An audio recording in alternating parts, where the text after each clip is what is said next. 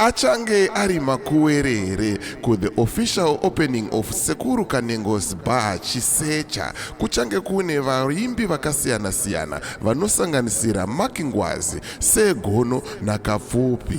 Zvekunwa, zvekuputa, zvekugocha nezvekudyira-dyira zvese zvichange zviripo kubva musi wa24, 25 na26 December 2024 kutanga na 2 p.m. masikati till Pungwe venue Mukumbura Chisecha Dande border post. Kupinda mahara. Uyai tipemberere kisimusi tiri pamwe chete tichiti makorokoto kuna Sekuru Kanengo. Makore ese tiri kutaura. Chitauro hakuna nyika inotongwa nevanhu vekaindi yakazoita normal. Hakuna. Toda kukuudzai nhasi uno iChristmas. Happy Christmas kwese kwamuri. But kwese kwamuri ikoko muri kupinda Christmas mune nzara. Hapana chatisiri kuziva. Muri kupinda muChristmas mune nzara. Muchinyeperwa kunzi hanzi kabanga zvichazonaka. Zvichinaka nepapi. Papi pazvinonaka napo. Ndonyaya ndoda kuti munzwe panapa. Hazvinake kusvikira matsotsi aenda. Hakuna chinonaka muZimbabwe. Zvinenge zvanakiswa nani? Ndo zvinhu zvatoda kubvunza. Anenge azozviita kuti zviite normal ndiani? Ari kupi munhu wacho anoita kuti Zimbabwe izoita normal? Ari kupi? Ndo zvinhu zvamunofanira kuzvibvunza kuti ndiani? Hapana apa. Takangomirira kuti hondo around the corner. Mumwe achade nahondo. Chete. Ndo nyaya yakamirirwa nemaZimbabwe. Hakuna chinonaka through imbwa iyi. Chicha inoita imbwa inonzi Mnangagwa iyi. Kunze kokuba kwayakaita maelection ikoko chii chimwe chaanokwanisa kuita? Chii chaangaite? Chii chaangataure chinoencourage vanhu kuti vauye munyika? Chii chaangaite chinoita kuti vanhu vane mari vauye munyika nzara iyi iite shoma? Hapana. Ndiani anoteerera kana achitaura gargoyle? Ndiani anoteerera? Anoteerera ndianiko? Anochiteerera munhu asina kuina election, munhu ari kuita zvinhu zvekuba. Nzara iri kubva kupiko? Nzara iri konzerwa nekuti muZimbabwe hamuna government. Toda kuti muzive havasi government vanhu ava. Havana kubvira vaita government kana. These are group of criminals who came to destroy the whole country. Havana kumboita government ayu. And havafa wakaita government ayu. Today munhu wese ari kutaura anonzi diwani uri kutaura iwe ifamba mako wakanyarara. Makambozviona iyi? Ndo independence iri kurwa nevanhu iyo. Munhu akataura kuti ko zvinotojonzi iwe ndiwani uri kusumudza musoro vamwe wese wakanyarara iwe gara mumba mako ufire mumba mako nenzara. That's what you were kurova mabhagidhi usiku ese muchiti zanu. Takazviramba izvi. Takati hazvisenze zvese zviri kutaurwa nevanhu ava. So rubbish. After kurova bhagidhi ikoko so munenge muchitsvaga my enemies cheteka kusvikira nyika yese yakolapsa. That's what they did. Munhu wese asingasapotesi munhu akaipa. Munhu wese asingasapotesi munhu akaipa. Corner to corner of the country. Munhu wese anofanira kusapota zvinhu zvedu zvakaipa. Zvekutora mari yese yemvura. Nemari yemagetsi nemari yemishonga yese. Vachita yavo. Mbavha idzi. Hakuna chinombobva chakanaka kusvikira these criminals are out of power. Kana vasingadi kuenda maZimbabwe, kana musingadi hondo motongoziva kuti mune another 20 years dzegroup revana vachapera kanda. Mwari hazvizive izvozvo. Vanoenda one by one. Kana mati hamudi hondo kumirira kufa kwava, hakuna chinonaka varipo. Hapana zvavanoziva nezvekutongwa kwenyika. Hapana. They know nothing. Ndo vasisa nyika kuti isvike paisvika ipapo. Havana kana vision yekuona kuti pamberi apa tinozodi. Hapana. Pakati pavo vese dai pane akanga ane vision. Pakaitwa referendum muZimbabwe wanzi Mugaba uchadiwa uchienda iwe. Dai akaenda muchikunda uyo. Dai vamwe vakamutaura kuti honaka vanhu havachadiwe uchienda iwe. Hatifanire kuita zvinhu zvekumanikidza vanhu. Dai nyika iri normal. Nyika inombosvika ipapo. Nyika manje vaitorovera maoko kuti ndaaramba aripo munyasarande yeuya. Mabumbwa ese nemunyasarande ese kuti atora advantage yekuba. Nyika yaitwa 4 decades ichibiwa. ndozvandoda kuti munzwe. Zvese zvinhu zviri kushayikwa nemvura dzese kuita bruu, mari yacho iri kubiwa nematsotsa.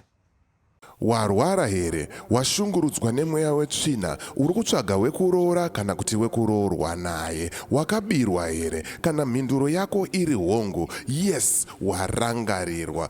St. Angel's Apostolic Church presents Crossover Night with the Bishop Samuronda live in South Africa. 31st of December, time 8 p.m. till 6 a.m. Venue, Lord Kanyile Community Hall, Ivory 2, Midrand in South Africa. Healing and deliverance. Plus one-on-one sessions available. For more information, please contact the numbers on your screen. Uyai tiyambuke tiri pamwe chete muchitima chemweya. Ticharamba chikuudzai kuti mudhambe matsotsa once and for all. Atimire kutaura toda kuti matsotsa abude munyika. Hapana akavavhotera vanhu. Vanoclaima kuti vakauya neindependence. Kupi kwa vakauya neindependence? Independence yesaga masaga enzara avakaunza. Tarisai mashupikira ari kuita vana vese vakumadrugs vese. Christmas ina havana kana chavainacho.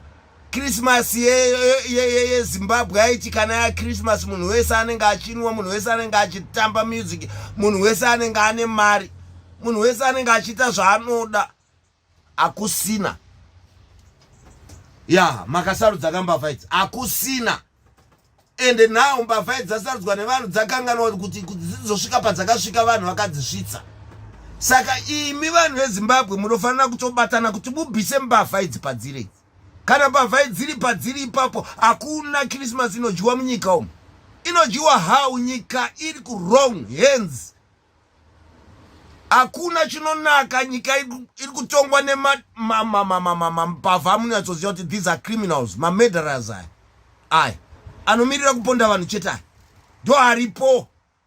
Hazvichinje kusvikira aenda murderers iwaya. Hazvimbochinja. Zvinochinja how? Havana chavanotaura chinoita kuti mari ipinde munyika ava. Matsotsa aya anozikanwa corner to corner. Ndoda kuti murambe muchinzwa zvinhu izvi. Kusvikira kwaita mumwe muZimbabwe achataura kuti zvakwana zvavari kuita vana. Hapana chimwe chiri kudiwa apa. Ndichekutotananisa matsotsa ese mugovernment. Ndo zvinhu zviri kudiwa zvisingataurwe nevakawanda. Zvati kukuudzai. Matsotsa anofanira kuenda, they must go, these criminals. Nehistory yavo. Nehistory yavo. Ndo zviri kudiwa apa. Zimbabwe haidi kumbonzwa history yezani yakaipa history yevanhu ava.